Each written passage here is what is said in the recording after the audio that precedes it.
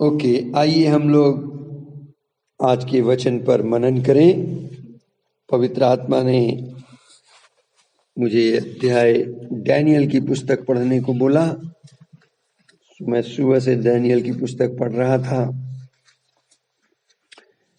और हम 6 अध्याय से कुछ सीखेंगे। प्रभु जी का वचन दानियल 6 अध्याय में क्या कहता है। इसमें केवल 28 वचन हैं और 28वें वचन में, अंतिम वचन में लिखा है कि उस देश में, उस राज्य में सुख चैन होने लगा। है ना, सुख चैन का मतलब प्रॉस्पर्ड हुआ, उन्नति हुई, सुख शांति बनी रही, समृद्धि बनी रही। हम चाहते हैं कि हमारा देश में सुख शांति बनी रहे, सुख चैन रहे, सुख समृद्धि रहे, अमन चैन रहे। हमारा देश प्रॉस्पेरिटी को देखे, दिन प्रतिदिन प्रॉस्पर होने लगे यहाँ के लोग। तो ये सब कुछ क्यों हुआ, कैसे हुआ, इस 6 अध्याय से हम लोग सीखेंगे। बाइबल बताती है कि 6 अध्याय के 3 पद में, जब ये देखा गया कि दानियल में उत्तम आत्मा रहती है, तब उसको उन अध्यक्षों और अधिपतियों से अधिक प्रतिष्ठा मिली। वरन राजा ये भी सोचता था कि उसको सारे राज्य के ऊपर ठहराए। सारी बातों का शुरुआत जो है वो पवित्र आत्मा से है। पुराने नियम में ये वर्ड यूज हुआ, उत्तम आत्मा। लोगों ने गवाही दी, राजा ने खुद गवाही दी, राजा के मंत्रियों ने गवाही दी कि दानियल के अंदर उत्तम आत्मा वास करती है। इंग्लिश में उत्तम आत्मा को कहते हैं एक्सीलेंट स्पिरिट, है ना। गुड से भी बढ़िया, गुड, बेस्ट, एक्सीलेंट। तो सर्वोपरि, सर्वोपरि उत्तम, सर्वोत्तम आत्मा मतलब परमेश्वर की आत्मा, पवित्र आत्मा। अगर आप ध्यान दें, नए नियम में प्रभु यीशु मसीह ने भी, जब तक पवित्र आत्मा उन पर उतरा नहीं, तब तक प्रभु के कार्य में डायरेक्टली, खुलकर, ओपनली सेवा प्रारंभ नहीं किए। तो सारी बातों का आधार जो है, जो शुरुआत है, मैं विश्वास करता हूं वो पवित्र आत्मा के बिना नहीं हो सकता। शायद इसीलिए संत पौलुस कहते हैं 2 कुरिन्थियों में, उसके आई थिंक 3 अध्याय में आपको मिलेगा, और 6 पद में लिखा है कि उसने, जिसने हमें नई वाचा का सेवक होने के योग्य किया, शब्द के सेवक नहीं वरन आत्मा के, क्योंकि शब्द मारता है पर आत्मा जिलाता है। आपको याद होगा कि पुराने नियम में मूसा 10 आज्ञाएं लेकर जब आया तो उसको इस प्रकार से लिखा है कि मृत्यु की वह वाचा जिसके अक्षर पत्थर पर खोदे गए थे, वो इतनी तेजोमय हुई कि मूसा के मुंह पर के तेज के कारण जो घटता जाता था, इजरायली उसके मुंह पर दृष्टि नहीं कर पा रहे थे। तो सोचिए, आत्मा की वाचा नए नियम में जो पवित्र आत्मा दिया गया, उसकी वाचा कितनी तेजोमय क्यों ना होगी। बाइबल ऐसा भी बताती है कि अभी तक वो लोग मतिमंद हो गए हैं जो आज तक पुराना नियम पढ़ते समय उनके हृदय पर वो पर्दा पड़ा रहता है, लेकिन मसीह में जब वो पर्दा उठ जाता है तब उसका तेज हमारे ऊपर आता है। और बाइबल कहती है कि जब कभी हमारा हृदय प्रभु की ओर फिरेगा तो वो पर्दा उठ जाएगा, क्योंकि प्रभु तो आत्मा है। जहां कहीं प्रभु का आत्मा है वहां स्वतंत्रता है। तो सारी बातें, मेरा कहने का अर्थ यह है कि नए नियम में जब हम आ गए हैं, मैं पुराने नियम गॉस्पल के टाइम की बात नहीं बता रहा, आज की तारीख में इस वक्त के टाइम में अगर कोई जीता चाहता है तो मैं विश्वास करता हूं कि बगैर पवित्र आत्मा के, बगैर उस उत्तम आत्मा के हम सेवा भी नहीं कर सकते, इवन प्रार्थना भी नहीं कर सकते, आराधना भी नहीं कर सकते, बाइबल भी नहीं पढ़ सकते। तो शुरुआत जो है मैं विश्वास करता हूं कि वो स्पिरिट के द्वारा है। और पुराना नियम बता रहा है कि डैनियल के अंदर लोगों ने टेस्टिफाई किया, परमेश्वर ने खुद इस बात को दिखा दिया कि दानियल जो है उसके अंदर उत्तम आत्मा रहती है। जिस किसी के अंदर उत्तम आत्मा होती है वो ब्रिलियंट होता है ना, विजडम से भरा होता है, ज्ञान से भरा होता है, सही समय पर सही निर्णय वो लेता है, परमेश्वर के भय में रहता है, परमेश्वर पर भरोसा रखता है, उसकी आज्ञाकारिता में चलता है। और ये सब बातें दानियल के अंदर थीं। तो जब ऐसा कोई व्यक्ति मिल जाता है जो बुद्धि से परिपूर्ण हो, विश्वास से परिपूर्ण हो, आत्मा से परिपूर्ण हो, तो उसकी आत्मिक उन्नति भी होती है और उसकी आर्थिक उन्नति भी होने लगती है। समाज में भी वो प्रतिष्ठा पाने लगता है और आत्मिक रीति से परमेश्वर के और करीबी में आने लगता है। अगर ये कहूं कि परमेश्वर को उसके हृदय का व्यक्ति मिल जाता है तो अतिशयोक्ति नहीं होगी। उस जमाने में जब राजा ने दानियल के अंदर ये सारी बातें देखी तो बाइबल में लिखा है कि राजा भी अपने मन में ये सोचने लगा, क्यों ना दानियल को सारे राज्य के ऊपर ठहरा दिया जाए। और आगे लिखा है कि तब अध्यक्ष और अधिपति जो राज कार्य के विषय में दानियल के विरुद्ध दोष ढूंढते थे, उन लोगों ने जेलस में भी आकर दानियल के तरक्की को देखते हुए उसके प्रति जो उन्होंने एक ईर्ष्या जलन की भावना रखते हुए उसमें दोष कमियां ढूंढने लगे। लेकिन बाइबल कहती है कि दानियल विश्वास योग्य था और उसके काम में कोई भूल या दोष नहीं निकला और वो ऐसा कोई अपराध या दोष उसमें न पा सके। उसके अंदर परमेश्वर की व्यवस्था ही थी।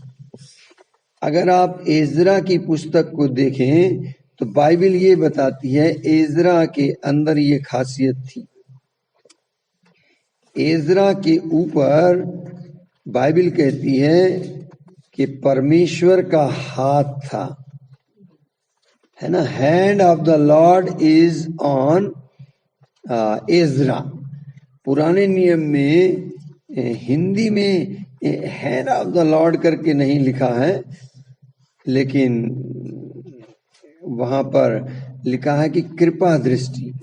कोई जन खोले एजरा की पुस्तक, खोलिए जरा, और उसका आई थिंक 7वां अध्याय खोलिएगा। 7वां अध्याय है, हाँ पढ़िए जरा क्या लिखा है। एजरा मूसा की व्यवस्था के विषय जिसे इजराइल के परमेश्वर यहोवा ने दी थी, निपुण शास्त्री था। उसके परमेश्वर यहोवा की कृपा दृष्टि जो उस पर रही, इसके कारण राजा ने उसका मुंह मांगा वरदान दे दिया, है ना।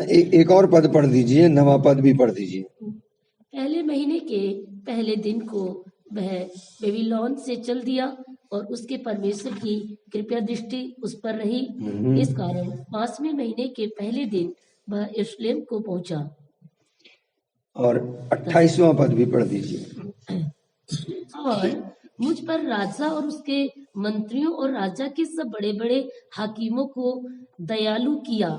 मेरे परमेश्वर यहोवा की कृपा दृष्टि जो मुझ पर हुई, इसके अनुसार मैंने यह बांधा और इस्राएल में से मुख्य पुरुषों को इकट्ठा किया कि वे मेरे संग चले। देखा, ये तीनों आयतों में अगर आप गौर करें, यहाँ लिखा है कि यहोवा के कृपा दृष्टि एजरा पर थी। चूंकि hand of the Lord is upon Ezra means आज की तारीख में कहूं प्रभु का आत्मा उसके ऊपर था। जिसके ऊपर प्रभु का आत्मा होता है, जिस पर परमेश्वर का हाथ होता है, जिस पर परमेश्वर की कृपा दृष्टि होती है, वो बुद्धिमान भी होता है। सब काम समय पर शुरू करेगा, समय पर समाप्त करेगा और उसके गणमान्य लोग उसके संग खड़े होंगे। वो लोगों को लीड करने पाएगा। क्यों ऐसा उसके साथ हुआ? तो वहां पर मेंशन है, 10वें पद में मेंशन है, क्योंकि वो परमेश्वर के व्यवस्था को अर्थात परमेश्वर के वचन को जानने में, उसके अनुसार चलने में और परमेश्वर की व्यवस्था यानी विधि नियम सिखाने में अपना मन लगाया। क्योंकि एजरा ने परमेश्वर के वचन को सीखा, जाना, उस पर मनन किया, उस पर खुद चला, आज्ञाकारी बना और दूसरों को उसने सिखाया। सीखना जरूरी है, उसको ओबे करना जरूरी है और फिर दूसरों को सिखाना जरूरी है। पहले व्यवस्था को यानी परमेश्वर के ज्ञान को जाने, उस पर आज्ञाकारी बने, उस पर चलें और फिर दूसरों को चलाने के लिए प्रेरणा दें। तो ये कार्य उस वो व्यक्ति कर लेता है जिसके अंदर प्रभु का आत्मा वास करता है, जिसके ऊपर प्रभु का हाथ। Hallelujah, hallelujah. और फिर राजा की आज्ञा के तहत दानियल को सिंगों की माद में डाल दिया जाता है और पत्थर आगे लगा दिया जाता है। राजा की अंगूठी से सील बंद कर दिया जाता है और दानियल सिंगों की माद में और राजा अपने शयन कक्ष में आता है। बाइबल में वर्णन है कि राजा का दिल अंदर से बहुत उदास और गमगीन हो गया, क्योंकि वो अंदर से नहीं चाहता था कि दानियल को सिंगों की माद में डाला जाए। लिखा है यहाँ तक कि राजा बिस्तर पर लेट गया। उस रात को उसने कोई खाना भी नहीं खाया, उसके पास कुछ भी उसकी लग्जरी नहीं लाई गई, कोई सुख विलासिता की चीजें उसे नहीं दी गई और राजा को नींद भी नहीं आई। जब आपके दिल का व्यक्ति जिसे आप चाहते हो उस पर अगर कोई सताव आए तो आपकी नींद खराब होती है कि नहीं होती है? या आप आराम से सो जाते हैं? नींद ही नहीं आएगी। क्यों? अभी आप मुझसे प्यार करते हैं, मुझे मालूम है यस कहेंगे। आपको मालूम पड़ेगा कि भैया के ऊपर कोई तकलीफ आ गई है तो आपको नींद आएगी, खाना अच्छा लगेगा। राजा के साथ भी यही हो रहा है। राजा को कुछ भी अच्छा नहीं लग रहा है। राजमहल में उसके पास किसी चीज की कमी नहीं है। नौकर चाकर उसके सुख विलासिता का सामान एज यूजुअल लेकर आए हैं, लेकिन राजा की आंखों से नींद उड़ गई है। भोर को पो फटते ही, हालेलुया, कई आशीषें भोर को मिलती हैं। बोलो हालेलुया, बोलो हालेलुया। और भोर को उठोगे तो आशीष मिलेगी। यहाँ राजा भोर को, राजा को तो नींद ही नहीं पड़ी। भोर को पौ फटते ही राजा उठा और उसके दिलो दिमाग में एक ही बात थी कि अरे चलो सिंह की माद में जाता हूं, देखता हूं क्या हुआ दानियल का। लिखा है वो सिंहों की माद की तरफ भागा, दौड़ के फुर्ती से गया और जब राजा गड्ढे के निकट आया तो शोक भरी वाणी से, दुखी हृदय से वो चिल्लाकर कहने लगा, दानियल, हे दानियल, हे जीवते परमेश्वर के दास, क्या तेरा परमेश्वर जिसकी तू नित्य उपासना करता है तुझे सिंहों से बचा सका? See what a challenge. King जो है चैलेंज देते हुए बात कर रहा है। मैं आपको बताना चाहता हूं कि हमारा परमेश्वर बचाने वाला परमेश्वर है। हमारा परमेश्वर हमें छुड़ाने वाला परमेश्वर है। हमारा परमेश्वर चंगा करने वाला परमेश्वर है। हालेलुया। बाइबल में एक जगह वर्णन है, दाऊद ने बड़ा सुंदर तरीके से एक बात लिखी है। आई थिंक वो कहता है बाइबल, आई थिंक 46 चैप्टर में, कि परमेश्वर हमारा शरण स्थान और बल है, संकट में अति सहज से मिलने वाला हमारा सहायक है। क्यों? क्योंकि सेनाओं का यहोवा हमारे संग है, याकूब का परमेश्वर हमारा ऊंचा गढ़ है। Hallelujah, hallelujah. दाऊद वहां ये कहता है कि मुझे कोई भय नहीं, चाहे पृथ्वी उलट जाए, चाहे पहाड़ समुंदर के बीच में डाल दिया जाए। आप सुन रहे हैं कितनी बड़ी बात कह रहा है वो। चाहे पृथ्वी उलट जाए, ये पृथ्वी ऐसे है और ऐसे हो गई, हेलो, पृथ्वी ऐसे है और ऐसे हो जाए, पहाड़ समुद्र में चला जाए, तब भी मुझे कोई भय नहीं है। क्यों भय नहीं है? क्यों भय नहीं है? क्योंकि परमेश्वर मेरा सामर्थी है, अति सहज से मिलने वाला मेरा सहायक है, वही मेरा बल है, वो मेरा छुड़ाने वाला है। उसका हाथ छोटा नहीं हो गया जो हमारा उद्धार ना करे। राजा को पता नहीं है। राजा ये चैलेंज देते हुए कहता है, जीवते परमेश्वर के दास, I praise the name of Jesus. धन्यवाद प्रभु कि हम जीवते परमेश्वर के बेटा बेटी हैं, हम जीवते परमेश्वर के दास दासियां हैं, हम जीवते परमेश्वर की कलीसियां हैं। हम उस परमेश्वर की उपासना आराधना करते हैं जो जिंदा है, जो जीवित है। Hallelujah, hallelujah. बाइबल कहती है, तब दानियल ने जब राजा की आवाज सुनी तो उसने कहा, हे राजा, तू युगानुयुग जीवित रहे। सी, परमेश्वर का दास ऐसी विपरीत परिस्थिति में भी हेलो राजा को आशीष दे रहा है। हम लोग आशीषित किए गए हैं, हम इसलिए आशीषित किए गए हैं कि दूसरे को आशीष दें। हालेलुया। दानियल इस पोजीशन में, कल्पना कीजिए आप सिंगों के बीच में पूरी रात आपने काटी हो, आपके चेहरे पे उदासी होगी, आवाज नहीं निकल रही होगी, कुड़कुड़ा रहे होंगे, लेकिन दानियल जो जीवते परमेश्वर की उपासना करने वाला प्रभु का सच्चा भक्त, जिसके अंदर प्रभु की उत्तम आत्मा वास करती है, वो क्या कहता है, हे राजा, तू युगानुयुग जीवित रहे। पहली चीज, परमेश्वर का दास जिस घर में जाए उस घर पे ब्लेसिंग कहे, उस घर का कल्याण कहे। हालेलुया। दानियल ने राजा को ब्लेस किया। मेरी दुआ है कि परमेश्वर हम दासों के ऊपर अपनी आत्मा, उत्तम आत्मा उड़ेले, उसके हाथ हमारे ऊपर हो कि हम देश के राजाओं को जाकर आशीष दें, देश के प्रधानमंत्री को आशीष दें, देश के एमपी को आशीष दें, देश के एमएलए को आशीष दें, देश के प्रेसिडेंट को आशीष देने वाले बने। हालेलुया। लॉर्ड ग्रांट इट, होने दे प्रभु की ऐसा हो, क्योंकि हमारे अंदर तेरी आत्मा वास करती है, क्योंकि हम तेरी उपासना करने वाले लोग हैं, हम जीवते परमेश्वर की आराधना करते हैं। तब राजा ने क्या कहा, आगे सुने कि परमेश्वर ने, दानियल अपनी गवाही देता है कि परमेश्वर ने अपना दूत भेजकर मुझे सिंगों के मुंह से ऐसा बंद करके रखा कि उन्होंने मेरी कुछ भी हानि नहीं की। इसका कारण ये है कि मैं परमेश्वर के सामने निर्दोष पाया गया, और हे राजा, तेरे सम्मुख भी मैंने कोई भूल नहीं की। अजीजों, परमेश्वर का वचन नए नियम में बताता है, रोमियो 8 अध्याय के पहले ही पद में, कि जिस किसी के ऊपर प्रभु का आत्मा होता है, जिसके अंदर प्रभु का आत्मा वास करता है, उस पर दंड की कोई आज्ञा नहीं है। हालेलुया। कोई आज्ञा नहीं है।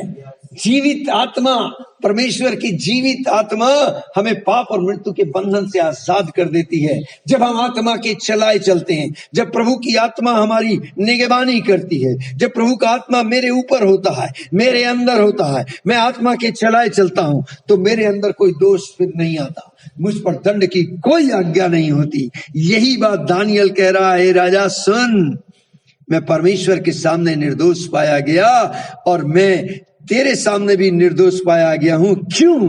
क्योंकि मेरे अंदर उत्तम आत्मा वास करती है। हालेलुया। जो इस व्यक्ति के अंदर प्रभु का आत्मा वास करता है, वो ये इसकी टेस्टिमनी होती है।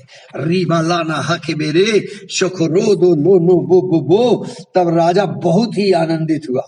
अजीजों, जिस व्यक्ति के अंदर प्रभु का आत्मा वास करता है, जब आप आत्मिक व्यक्ति से मिलोगे जिसके ऊपर प्रभु का आत्मा है, तो आप उससे मिलकर खुश होगे, आनंदित होगे। आपके चेहरे पे भी 9:15 बजेगा, उसके चेहरे पर तो बजता ही है, क्योंकि प्रभु का आत्मा आनंद का आत्मा है। हालेलुया।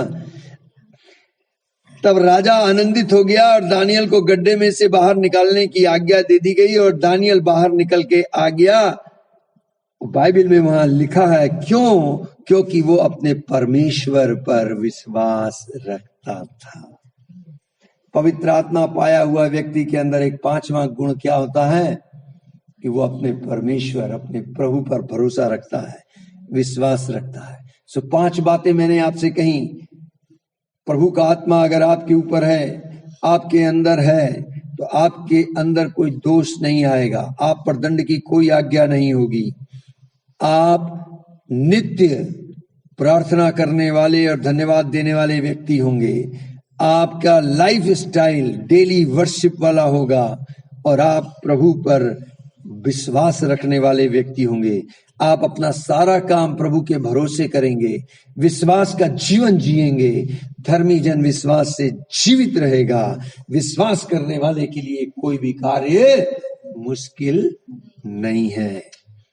तब सुनिए, बाजी पलट गई। अब ऐसा व्यक्ति देश के कानून को भी बदल देगा। बोली हालेलुया, ए हालेलुया, हालेलुया। जब उत्तम आत्मा के अधीन में रहूंगा, जब मुझ में प्रभु की आज्ञाकारिता होगी, विश्वास कूट कूट के भरा होगा, जब मेरा दिन प्रतिदिन की जो चर्या है वो प्रार्थना, आराधना, धन्यवाद की होगी, मेरा भरोसा यहोवा पर होगा, तो मैं वो व्यक्ति होऊंगा जो देश के ऐसे बने हुए गलत नियम कानून को बदल दूंगा। हालेलुया। ऐसा ही दानियल के साथ हो गया। बाइबल कहती है, तब राजा ने आज्ञा दी, जिन पुरुषों ने दानियल की चुगली खाई थी वे अपने बाल बच्चों और स्त्रियों समेत लाकर सिंहों के गड्ढे में डाल दिए जाएं। और वे गड्ढे की पेंदी तक भी नहीं पहुंचे थे कि सिंहों ने झपट कर सब हड्डियों समेत चबा डाला। एक कचर कचर की है।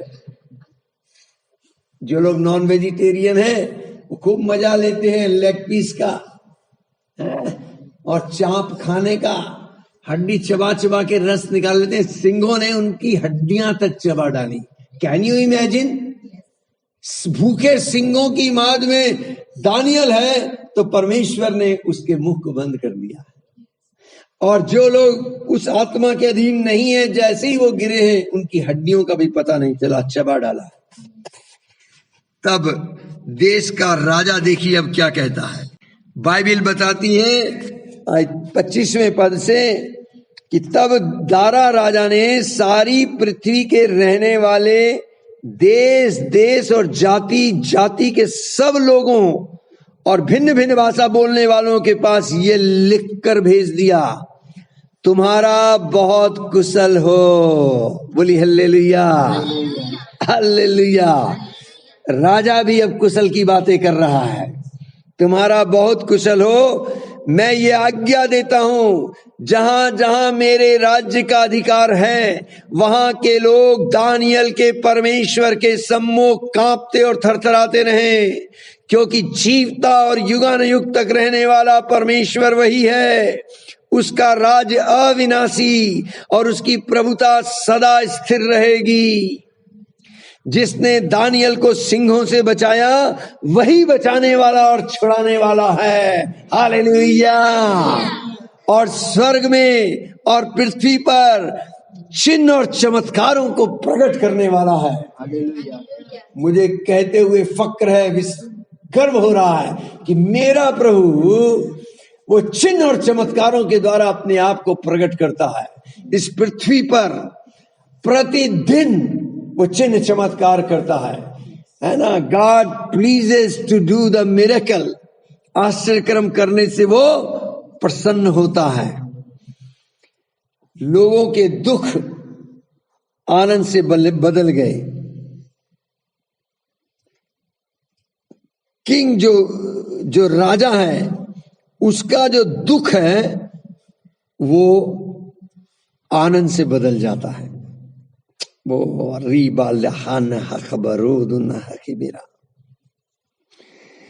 और वो घोषणा कर देता है, मैं विश्वास करता हूं प्रभु परमेश्वर जो मुर्दों में से जी उठे हमारे यीशु जी, जिसने सारी मानव जाति को बचा लिया और छुड़ा लिया, जो आज भी चिन्ह और चमत्कारों को करते हैं, अपने दासों के साथ मिलकर, उनके साथ मिलकर आज भी वो कार्य करते हैं, अपने वचनों को प्रमाणित करते हैं। आज भी वो चिन्ह और चमत्कार को प्रकट करने वाला है। बाइबल कहती है जब ये सारी बातें हुई और राजा ने ये घोषणा कर दी उस सर्वशक्तिमान प्रभु की महिमा की, तो लिखा है इस प्रकार दानियल दारा और कुस्रू फारसी दोनों के राज्य के दिनों में सुख चैन रहा। हम भारत देश के लिए प्रार्थना कर रहे हैं कि भारत देश में सुख और चैन रहे। अगर आप चाहते हैं आपके देश में सुख और चैन रहे तो वहां के लोगों को पवित्र आत्मा से भरना होगा, पवित्र आत्मा उनके ऊपर बल से आना होगा, प्रभु की आज्ञा और वचन के अनुसार, प्रभु की इच्छा के अनुसार प्रभु के पीछे चलना होगा। उनकी दैनिक चर्या, दिनचर्या, लाइफ स्टाइल प्रार्थना और धन्यवाद का होना होगा। प्रतिदिन उनको उपासक बनना होगा, उस जीवते परमेश्वर की उपासना करनी होगी और जीवते परमेश्वर पर भरोसा रखते हुए अपनी जिंदगी बसर करनी होगी। जब आप ऐसा करेंगे, कैसे भी समस्या आए, कैसा भी दुख तकलीफ क्यों ना आए, कैसी भी विपरीत परिस्थिति क्यों ना आए, परमेश्वर जो अति सहज से मिलने वाला हमारा सहायक है, हर पल हमारे साथ है, वो हमारी मदद करेंगे। वही हमें हर परिस्थिति से छुटकारा देते हैं। उन्होंने ही हमें बचा लिया है और इस वजह से वो देश सुख और चैन से रहने लगता है। जिस देश के लोग पवित्र आत्मा के चलाए चलते हैं, पवित्र आत्मा के द्वारा जीवन जीते हैं, जिनके ऊपर पवित्र आत्मा मंडलाता है, जिनके ऊपर जीवन की आत्मा वास करने लगती है, उन व्यक्तियों के द्वारा वहां पर परमेश्वर का राज्य स्थापित होने लगता है। उस घर में अमन चैन सुख शांति स्थापित होने लगती है। सो प्रभु आप लोगों को आशीष दे। मैं प्रार्थना करता हूं कि जितने लोग चाहते हैं उनके लिए मैं विशेष प्रार्थना करता हूं कि भारत देश की अमन चैन और सुख चैन के लिए भारत देश के लोग पवित्र आत्मा से भर दिए जाएं। Holi spirit, you capture the people of the India. Lord, in your precious and mighty name, I release the anointing of the Holy Spirit. I release the presence of the Holy Spirit. Holy Spirit, move upon India. Move upon India. Move upon the people of India. Fill them, fill them, fill them. Let everyone, led by the Holy Spirit, होने दे कि हर एक जन पवित्र आत्मा के चलाए चले, पवित्र आत्मा उनके ऊपर हो, वो बुद्धि में परिपूर्ण हो, ज्ञान से परिपूर्ण हो, आत्मा से परिपूर्ण हो, विश्वास से परिपूर्ण हो। रीबा लेने है के बेरा शिकारा लाना बाबा रीबलो न हो कबोरो खेबेरे दिले न हंदरा रीब्रा रिबान हकबरे दिन हिंदरा शखो रोदो लो न हकबरे खिराबिले न हिंदरे रीब्रा रीब्रा रीक्लो भोबलो ले ले बे। प्रभु जी हम विशेष प्रार्थना करते हैं इस घड़ी अपने देश के प्रेसिडेंट के लिए, अपने देश के प्राइम मिनिस्टर के लिए, अपने देश के मिनिस्टर्स के लिए, एमपीज के लिए, चीफ मिनिस्टर्स के लिए, एमएलएस के लिए, कमिश्नर्स के लिए, डीएम के लिए, एसडीएम के लिए, एडीएम के लिए, कानूनगो के लिए, पटवारी के लिए, ब्लॉक अध्यक्ष के लिए।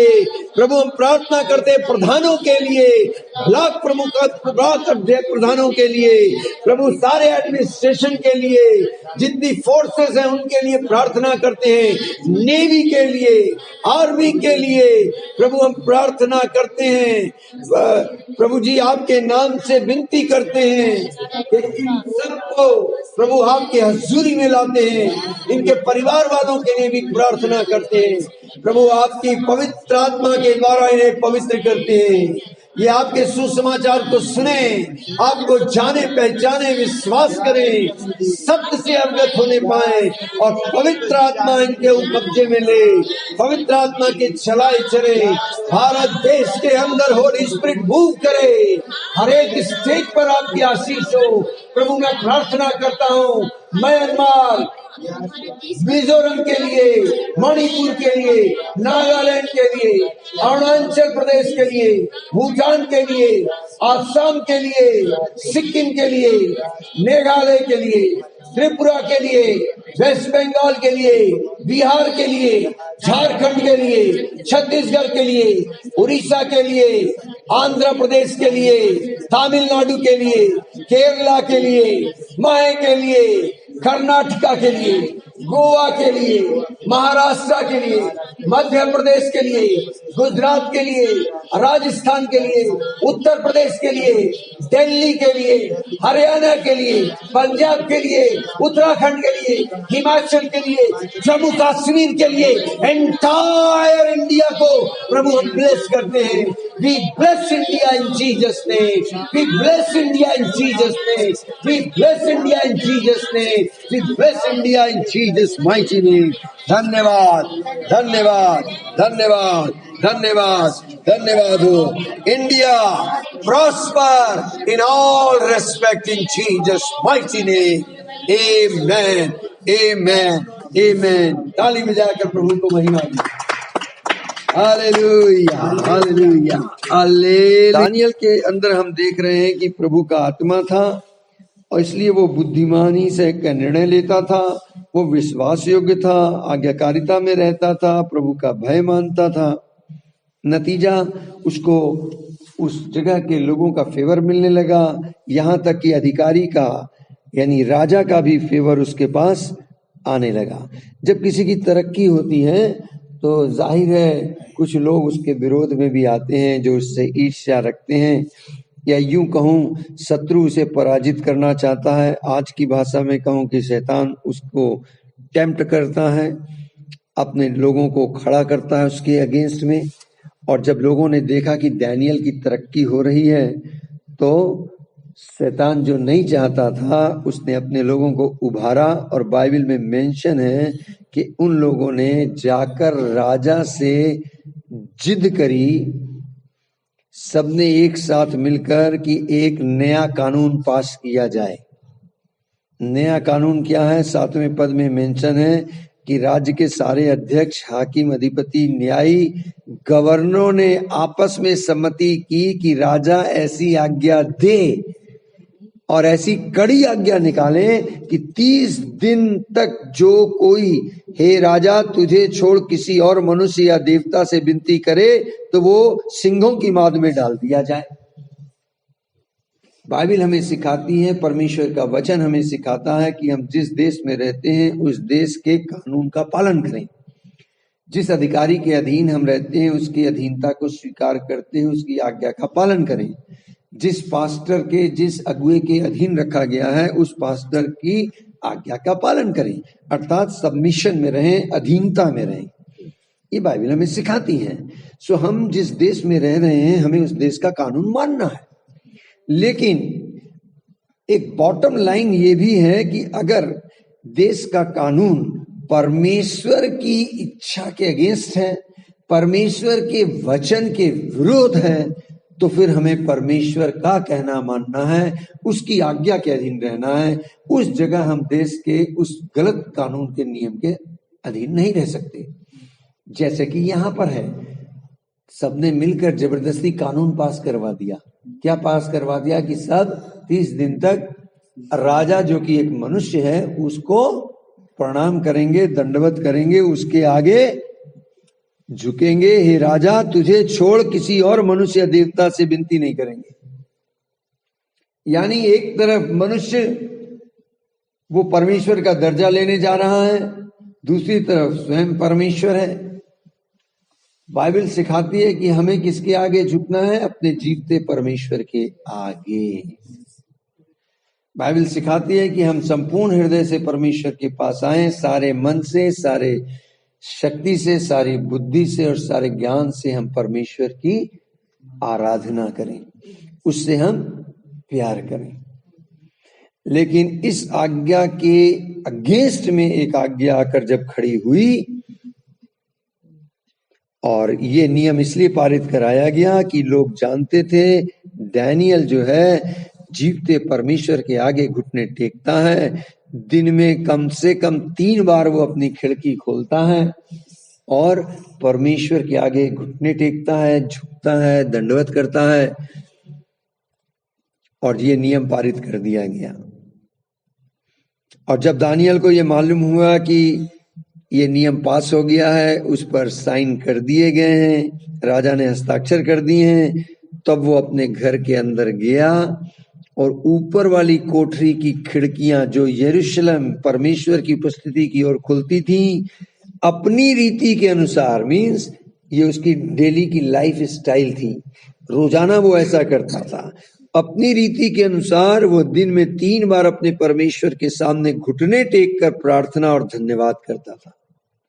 सो पहली चीज, जो पवित्र आत्मा से भरा हुआ व्यक्ति होगा, होली स्पिरिट प्राप्त होगा, जिसके अंदर एक्सीलेंट स्पिरिट है, वो व्यक्ति क्या काम करेगा? पहली चीज, उसके अंदर कोई बुराई नहीं होगी, उसके अंदर दोष नहीं होगा। क्यों? क्योंकि वो आज्ञा का पालन करने वाला होगा, क्योंकि वो परमेश्वर की इच्छा को पूरा करना चाहेगा, क्योंकि वो परमेश्वर के पीछे पीछे चलेगा। तीसरी चीज, उसका जिंदगी का लाइफ स्टाइल क्या होगा? वो डेली प्रार्थना करने वाला और धन्यवाद देने वाला व्यक्ति होगा। हम देख रहे हैं कि दानियल के अंदर लोगों ने चेक किया, उनमें कोई भी उन्हें दोष बात नहीं पड़ी, मालूम पड़ी, कोई ईवल बातें उसके अंदर नहीं थी। वो अपने रीति के अनुसार, डेली रूटीन के अनुसार प्रार्थना करता था, दिन में 3 बार। जैसे हम लोग ब्रेकफास्ट, लंच, डिनर करते हैं, तो वो आध्यात्मिक ब्रेकफास्ट, लंच, डिनर करता था 3 बार घुटने टेक कर प्रार्थना और धन्यवाद। बोलिए, प्रार्थना और धन्यवाद। प्रार्थना करना यानी परमेश्वर के वचनों को उद्घोषित करना, है ना। यहाँ ये मतलब नहीं है कि प्रार्थना करना, मांगना, दे दे वाली बात नहीं। जो दे दिया है उसके लिए धन्यवाद करना, और धन्यवादित हृदय के साथ, आभार व्यक्त करते हुए, ग्रेटफुल हार्ट के साथ वो परमेश्वर के पास आता।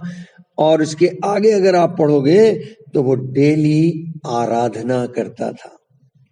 स्पिरिट फिल्ड व्यक्ति जो होगा वो आत्मा में भी आराधना करेगा और माइंड से भी आराधना करेगा। अगर आप इसको आगे पढ़ेंगे तो बाइबल कहती है कि दानियल जो है वो प्रतिदिन प्रार्थना करता रहे।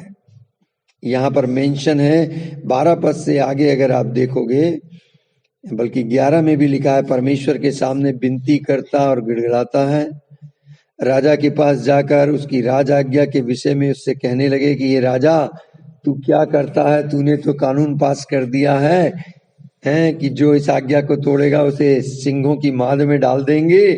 और ये देखो, यहूदी व्यक्ति जो दानियल है, उसने, हे राजा, ना तो तेरी और कुछ ध्यान दिया और न तेरे हस्ताक्षर किए हुए आज्ञा पत्र की ओर। वह दिन में 3 बार विनती किया करता है। देखा, कई बार कानून किस लिए बनाए जाते हैं? ताकि अपनी इच्छा पूरी की जाए और जनता जनार्दन दुखी रहे। ये जबरदस्ती इसलिए कानून बनवाए जा रहे गए ताकि दानियल जो जलन है वो निकाली जाए और दानियल को खत्म करा जाए। लिखा है कि जब राजा को ये बात मालूम पड़ी, क्योंकि राजा खुद जानता था कि इसके अंदर एक्सीलेंट स्पिरिट है, राजा खुद चाहता था कि दानियल को राज्य में ऊंचे स्थान पर रखा जाए। तो जब लोगों ने राजा के पास आकर दानियल की अगेंस्ट में बातें शुरू की कि किसी तरह की इसकी जीवन लीला समाप्त हो जाए, तब राजा दानियल को बचाने का मन ही मन में उपाय सोचने लगा और सूर्य अस्त होने तक उसे बचाने में यत्न कर रहा है कि क्या करूं, किस तरीके से कि मेरा बनाया हुआ नियम को मैं, आज्ञा को पालन भी कर लूं और दानियल को मैं बचा लूं, क्योंकि दानियल के अंदर परमेश्वर का आत्मा वास कर रहा है। तो जब लोगों ने देखा कि राजा कुछ एक्शन नहीं ले रहा या ढील दिखा रहा है, तो उन्होंने राजा से कहा, हे राजा, ये जान रख कि मादियों और फरीसियों में ये व्यवस्था है कि जो निषेधाज्ञा या आज्ञा राजा ठहराए वो बदल नहीं सकती। तो मजबूर होकर बाइबल बताती है कि राजा ने फिर आज्ञा दे दी और दानियल को लाकर सिंहों की माद में डाल दिया गया। और उस समय राजा ने दानियल से कहा, तेरा परमेश्वर, नौ ध्यान से सुनिए, तेरा परमेश्वर जिसकी तू नित्य उपासना करता है वही अब तुझे बचाए। देश का राजा गवाही दे रहा है दानियल के बारे में, क्या कि दानियल जो है रोज जीवते परमेश्वर की आराधना करता है। मैंने कहा पवित्र आत्मा पाया हुआ व्यक्ति वो परमेश्वर की आज्ञा और इच्छा के अनुसार चलेगा, उसमें आप दोष पाएंगे नहीं मिलेगा। वो दिन प्रतिदिन डेली बेसिस पे प्रार्थना और धन्यवाद भेंट चढ़ाएगा और वो डेली आराधना करेगा, अपने रचयिता की वो आराधना करेगा, सृष्टिकर्ता की आराधना करेगा। यहाँ राजा खुद डिक्लेयर कर रहा है कि दानियल से कहता है, तेरा परमेश्वर जिसकी तू नित्य उपासना करता है। संडे को तू उपासना करता है ऐसा नहीं, केवल हफ्ते में एक दिन आराधना होगी ऐसा नहीं, ये हमारा डेली का दिनचर्या है। नित्य उपासना करना, बोलिए डेली वर्शिप करना है, डेली उपासना करनी है। दानियल के अंदर ये खासियत थी। पवित्र आत्मा पाया हुआ व्यक्ति प्रतिदिन प्रभु की आराधना करता है, किसी खास दिन नहीं, खास मौके पर ही नहीं, वरन ये उसके जीने का अंदाज है, ये उसकी लाइफ स्टाइल होती है। और राजा कहता है, जिस परमेश्वर की तू नित्य उपासना आराधना करता है वही तुझको बचाए। परमेश्वर ने दशमांश क्यों बनाया? दशमांश का परमेश्वर को पैसे देने से कोई संबंध नहीं है। परमेश्वर को आपसे कुछ नहीं चाहिए, आप परमेश्वर को कुछ दे भी नहीं सकते। धरती पर जो कुछ भी है पहले से ही परमेश्वर का है। परमेश्वर को हमसे कुछ नहीं चाहिए। पर जब परमेश्वर ने कुछ निर्धारित किया तो वो इसलिए नहीं कि वो उसे चाहिए। दशमांश और दान इंसानों के लिए परमेश्वर का मैनेजमेंट ट्रेनिंग प्रोग्राम है। परमेश्वर को हमसे एक पैसा भी नहीं चाहिए, पर फिर भी उसने कहा कि हर चीज का 10वां हिस्सा मेरा है। पर हम सिर्फ पैसों का सोचते हैं और ये हमारी प्रॉब्लम है। अगर आप जूतों की 10 जोड़ियां खरीदते हैं तो उनमें से एक आपकी नहीं है। अगर आप 10 ड्रेसेस खरीदते हैं तो उनमें से एक आपकी नहीं है। अगर आपने 10 फल खरीदे हैं तो उनमें से भी एक आपका नहीं है। अगर दिन में आपको 24 घंटे मिले हैं तो 2 घंटे 40 मिनट आपके नहीं हैं। आप रोज चोरी करते हैं, अगर आप 2 घंटे 40 मिनट परमेश्वर का समय उसे नहीं देते, आप एक दशमांश चोर बनते हैं जो परमेश्वर का समय चुरा रहा है। आप टीवी देखते हुए 2 घंटे 4 घंटे 8 घंटे निकाल देते हैं और परमेश्वर को वो 2 घंटे 40 मिनट नहीं देते जो उसी के हैं। आप 2 घंटे 40 मिनट भी मैनेज नहीं कर सकते। आप पैसों का सोचते हो, पर पैसा आपकी प्रॉब्लम नहीं, मैनेजमेंट आपकी प्रॉब्लम है।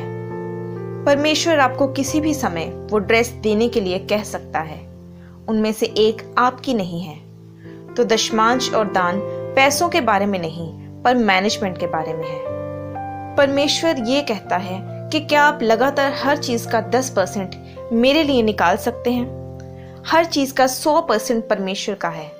अगर आपको 10,000 रुपए मिले हैं तो उनमें से 10,000 ही परमेश्वर के हैं। परमेश्वर ने आपको 10% निकालने को कहा और आपके पास बचे 90%, पर वो सब 100% परमेश्वर के ही हैं। तो फिर अगर वो 10,000 परमेश्वर के ही हैं तो वह क्यों आपको 10% निकालने को कहता है? ये बात उस 1,000 रुपए की नहीं है जो आप निकालेंगे, पर आपकी उन पैसों को निकालने की काबिलियत के बारे में है। आपकी मर्जी, आपके कंट्रोल, आपके उस पैसों को निकालने के डिसिप्लिन के बारे में है। वे आपके डिसिप्लिन के पीछे है। अगर आप वे 10% अच्छी तरह से मैनेज कर रहे हैं तो वह आप पर बाकी के 90% के लिए भी खुशी से भरोसा करता है। पर क्योंकि आप 10% में विश्वास योग्य नहीं रहते तो आप बाकी का 90% भी गवा देते हैं, जिसके कारण आपके पास कुछ नहीं रहता, तो फिर आप परमेश्वर को बताते हैं कि इस महीने के दशमांश मैं नहीं दे पाऊंगा क्योंकि इस बार पैसों में बहुत तंगी आई है। तो परमेश्वर भी कहता है कि तुम बोल क्या रहे हो, तुम्हारा उद्धार, तुम्हारी सैल्वेशन उस टाइथ में ही है। अब हम देखेंगे कि दशमांश देने से आपके जीवन पर क्या असर होता है। इनमें से हर शब्द मैनेजमेंट के लिए है। अगर आप अपने दशमांश और दान समय पर देते रहें तो पहले जो आपके जीवन में आता है वो है अकाउंटेबिलिटी, यानी हिसाब की जिम्मेदारी। दूसरा है डिसिप्लिन। जब भी आप दशमांश निकालते हैं तो आपको हर बार ऐसा करने के लिए कंट्रोल चाहिए। तीसरा ऑनेस्टी। एक टाइथर बनने के लिए आपको ऑनेस्ट होना जरूरी है क्योंकि आपको कोई नहीं देख रहा सिवाय परमेश्वर के। आप सभी को झूठ बोल सकते हैं पर परमेश्वर जानता है कि आपने टाइथ दिया कि नहीं। इसका मतलब टाइथ देना आपको ऑनेस्ट बनाता है और मैनेजर्स का ऑनेस्ट होना बहुत जरूरी है। चौथा है डिलीजेंस, यानी आप लगातार इस बात पर काम करते हैं कि आप वे 10% चुराए नहीं, और मैनेजर्स को भी यही करना होता है। पांचवा फेथफुलनेस, यानी वफादारी। मैनेजर्स में यही कमी होती है कि वे वफादार नहीं होते और टाइथ देने के लिए वफादारी की जरूरत पड़ती है। छठवां ट्रस्टवर्दीनेस। आपको हर बार टाइथ देने के लिए परमेश्वर को आप पर हर बार ट्रस्ट करना पड़ता है। मैंने आपको एक मैनेजर के गुण बताए हैं। वे अकाउंटेबल होते हैं, डिसिप्लिन्ड होते हैं, ऑनेस्ट होते हैं, डिलीजेंट होते हैं, फेथफुल होते हैं और ट्रस्टवर्दी होते हैं। प्रभु यीशु मसीह ने एक दिन टॉप क्लास मैनेजमेंट दिखाई। एक दिन जब 5000 लोग एक जगह पर थे और वे सब भूखे थे और ये औरतों और बच्चों को छोड़कर सिर्फ पुरुषों की गिनती थी, तो वह तकरीबन 12,000 लोग होंगे और वह उन्हें कुछ खाने को बांटने वाला था। मरकुस 6:40 में लिखा कि वे 100 और 50 की टोलियों में बैठ गए, यानी कि ये एडमिनिस्ट्रेशन थी, यानी प्रबंध करना। फिर उसने 5 रोटियां और 2 मछलियां रिसोर्सेज के तौर पर ली। उसकी तरफ देखा जिसके वो रिसोर्सेज थे, फिर प्रशंसा के तौर पर उसका धन्यवाद किया कि वह उन्हें उन रिसोर्सेज को इस्तेमाल करने दे रहा है। इसका मतलब कि वह चीजें आपकी नहीं हैं, पर वह किसी और की अमानत हैं। फिर उसने वे अपने चेलों को दी कि वह आगे लोगों को दे, यानी डेलीगेशन, यानी काम सौंपना। लोगों ने वह खाया और वह सब खाकर तृप्त हो गए। ये कस्टमर सर्विस थी और लिखा है कि चेलों ने हर टुकड़ा उठाया। आप ये इमेजिन करें कि 12,000 जन एक खुली जगह पर हैं और रोटियां और मछलियां तोड़ रहे हैं, तो आपको वहां रोटियों के टुकड़े और मछलियों की हड्डियां कैसे इकट्ठी करनी है जो वहां घास में गिरी होंगी। यूहन्ना 6:12 में उसने कहा कि बचे हुए टुकड़े इकट्ठे करके ले आओ कि कुछ भी वेस्ट ना किया जाए। आज लोग वेस्ट करने के कल्चर पर बने हैं और आज भी अगर आप कहीं बफे पर जाएं तो आपको पता है कि आपकी प्लेट छोटी पड़ रही है, पर फिर भी आप अपनी प्लेट को ऊपर तक भरते हैं, बैठकर खाते हैं और आधा खाना प्लेट में ही छोड़ देते हैं। आप एक बैड मैनेजर हैं और परमेश्वर इसे आपके नाम के साथ लिख लेते हैं। यीशु ने उन्हें क्यों टुकड़े इकट्ठे करने को कहा? वे टुकड़े जरूरी नहीं थे, पर वह उन्हें कुछ सिखा रहा था। आप टुकड़े भी वेस्ट नहीं करते। परमेश्वर के वचन से रिलेटेड और भी वीडियोस को देखने के लिए आप हमारे चैनल जीसस टीवी को सब्सक्राइब करें और नोटिफिकेशन के लिए आप बेल आइकन पर क्लिक करें।